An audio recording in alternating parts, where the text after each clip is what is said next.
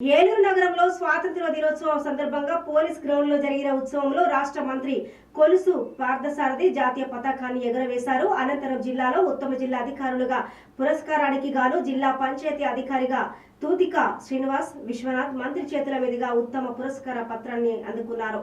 మంత్రితో పాటు జిల్లా కలెక్టర్, జిల్లా ఎస్పీ, జిల్లా జాయింట్ కలెక్టర్ తదితరులు పాల్గొన్నారు.